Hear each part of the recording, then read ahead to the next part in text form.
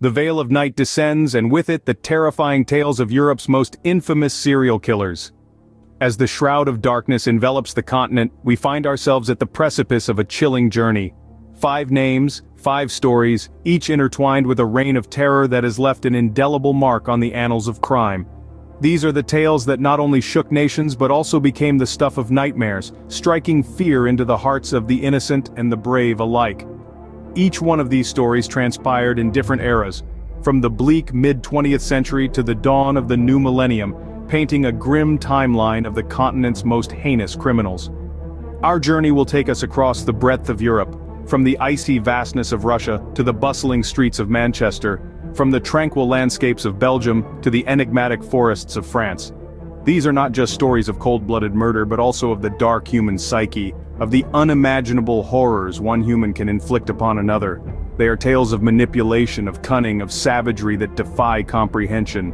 Each of these killers carved a path of destruction that has been etched into the collective memory of their respective nations, their names synonymous with fear and revulsion. We will unravel their stories one by one, following the trail of their gruesome deeds, the heinous crimes that earned them their infamous titles. Each narrative more terrifying than the last, a chilling testament to the darkest corners of the human mind.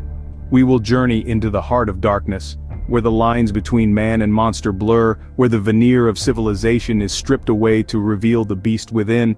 Our exploration will be chronological, tracing the bloody footprints these killers left in their wake, from the earliest to the most recent. We delve into the minds of these monsters, not to glorify their deeds, but to understand the depths of depravity, to shed light on the shadows that lurk in our society. So brace yourself as we delve into the chilling chronicles of these infamous figures.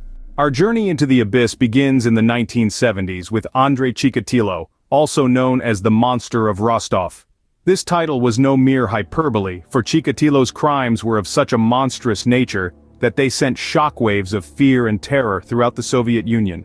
Born in 1936, Chikatilo was a seemingly ordinary man on the surface, a husband, a father, a schoolteacher.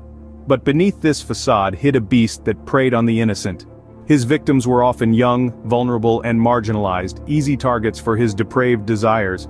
He lured them with promises of assistance or companionship, only to lead them to their untimely demise. His modus operandi was a chilling combination of manipulation, brutality, and a complete disregard for human life. He would often attempt to gain his victims' trust before attacking them, using his position and reputation to his advantage. The brutality of his attacks made him one of the most feared figures of his time. The Soviet authorities were initially at a loss, unable to comprehend the scale and nature of these horrific crimes. But as the body count rose, so too did the urgency to capture this elusive predator. The manhunt for the Monster of Rostov was one of the largest in Soviet history, involving thousands of officers and countless resources.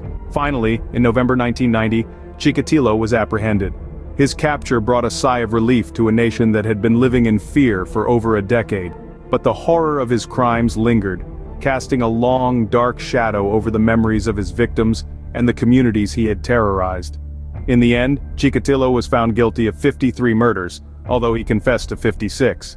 He was executed in 1994, bringing an end to the monstrous legacy of the Monster of Rostov.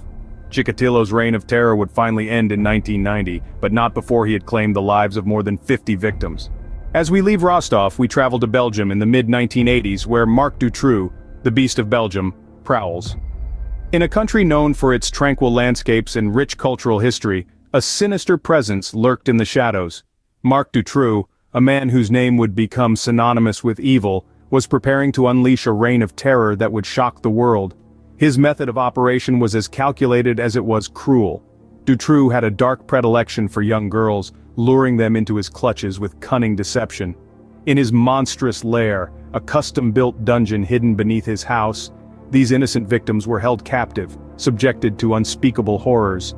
The chilling discovery of this dungeon in 1996 would expose the depth of Dutroux's depravity. The finding sent shockwaves through the country, propelling a nationwide manhunt for the man now known as the Beast of Belgium. But Dutroux was no ordinary criminal. His ability to evade capture was aided by a disturbing network of accomplices, including his own wife, Michelle Martin. This made the task of apprehending him all the more arduous.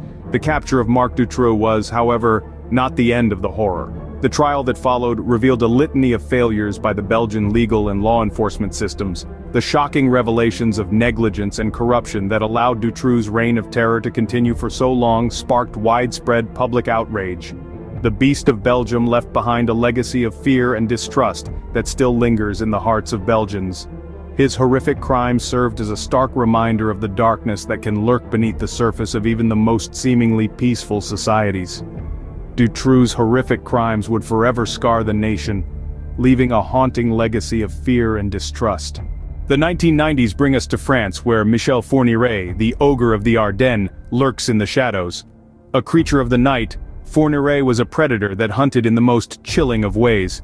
His victims, young women, were lured into his grasp under the guise of assistance or friendship, a false security that would ultimately lead to their demise.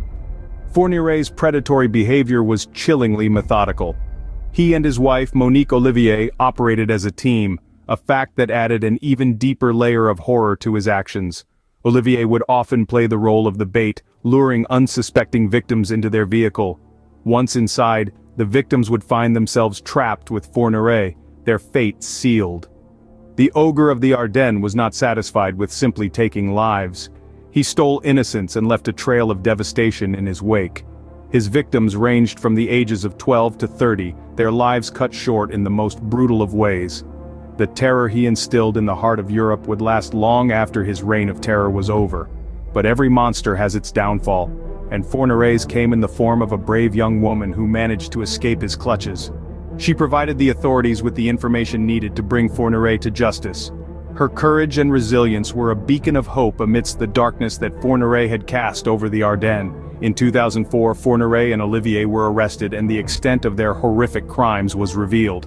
The trial that followed was one of the most high-profile in French history, drawing attention from around the globe. Both Fourniret and Olivier were found guilty and sentenced to life imprisonment, a sentence that, while unable to undo the damage they had inflicted, served to bring some form of justice to their victims and their families. Fourniret's chilling crimes would cement his place as one of Europe's most feared serial killers.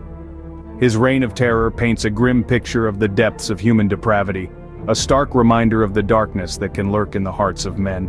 Our final stop takes us to the early 2000s in England, where Harold Shipman, the Beast of Manchester, silently strikes. In a quiet town not far from Manchester, a sinister tale was unfolding. Harold Shipman, a seemingly trustworthy family doctor, was leading a double life. Behind the facade of care and compassion, he was a cold-blooded killer, preying on the most unsuspecting victims, his patients. Shipman's monstrous actions were as stealthy as they were horrifying. He would administer lethal doses of diamorphine, causing his victims' untimely deaths to appear natural. This allowed him to carry on his killing spree undetected for years, claiming the lives of over 200 individuals. The victims were primarily elderly women living alone and trusting their lives with the man who would ultimately end them. Their trust in Shipman was their undoing and his betrayal, their tragic end.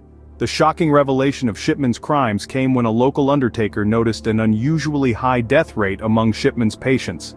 An investigation ensued, leading to the discovery of Shipman's dark secret. His downfall was swift. Convicted on 15 counts of murder and 1 count of forgery, Shipman was sentenced to life imprisonment. However, the full extent of his crimes would never be known, as he took his own life while incarcerated. Shipman's heinous acts would shock the world, marking the end of our chilling journey through Europe's darkest chapters. These were but glimpses into the terrifying tales of Europe's most infamous serial killers. We journeyed through the shroud of darkness, heard the monstrous tale of Rostov, trembled at the Beast of Belgium, recoiled from the ogre of the Ardennes, and felt the chill of Manchester's beast. From the late 70s to the early 2000s, these specters of terror haunted the European landscape. If you enjoyed this journey into the heart of darkness, subscribe for more tales that will chill your spine. Until next time, remember, the night is dark and full of terrors.